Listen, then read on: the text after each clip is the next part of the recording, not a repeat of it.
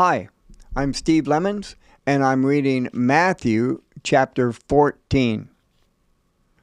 When Herod Antipas, the ruler of Galilee, heard about Jesus, he said to his advisers, "This must be John the Baptist raised from the dead.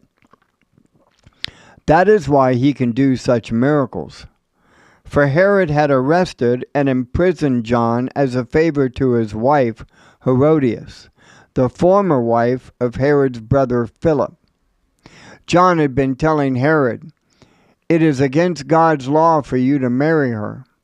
Herod wanted to kill John, but he was afraid of a riot because all the people believed John was a prophet. But at the birthday party for Herod, Herodias' daughter performed a dance that greatly pleased him. So he promised with a vow to give her anything she wanted. At her mother's urging, the girl said, "I want the head of John the Baptist on a tray." Then Herod the king regretted what he had said, but because of the vow he had made in front of his guest, he issued the necessary orders. So John was beheaded in the prison, and his head was brought on a tray and given to the girl, who took it to her mother. Later, John's disciples came for his body and buried it. Then they went and told Jesus what had happened. As soon as Jesus heard the news, he left in a boat to a remote area to be alone. But the crowd heard where he was headed and followed on foot from many towns. Jesus saw the huge crowd as he stepped from the boat, and he had compassion on them and healed their sick.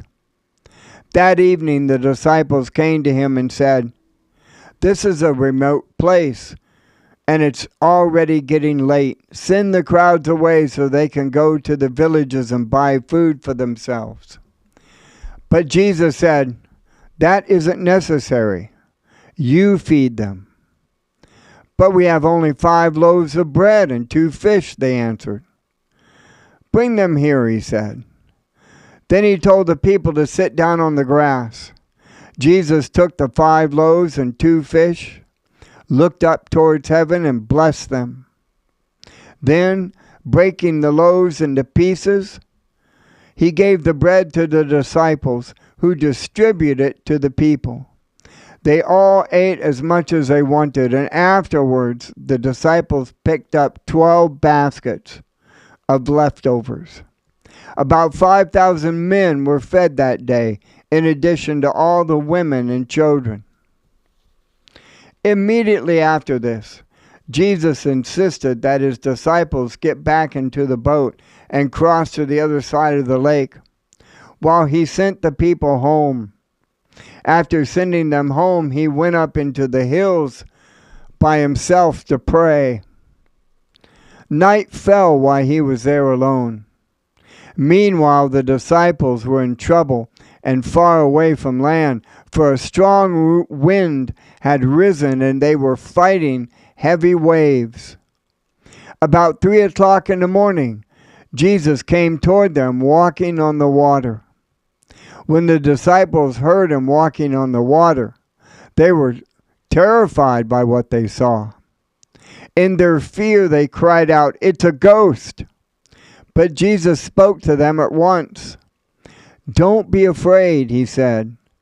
"Take courage. I am here." Then Peter called to him, "Lord, if it's really you, tell me to come to you, walking on the water." "Yes, come," Jesus said. So Peter went over the edge of the boat and walked on the water towards Jesus.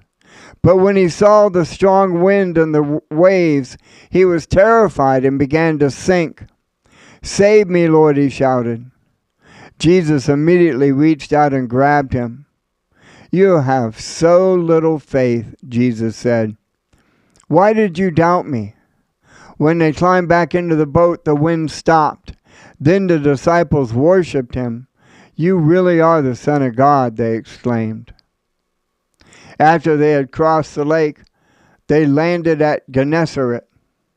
When the people recognized Jesus, the news of his arrival spread quickly throughout the whole area, and soon people were bringing all their sick to be healed. They begged him to let the sick touch at least the fringe of his robe, and all who touched him were healed. Matthew chapter 14.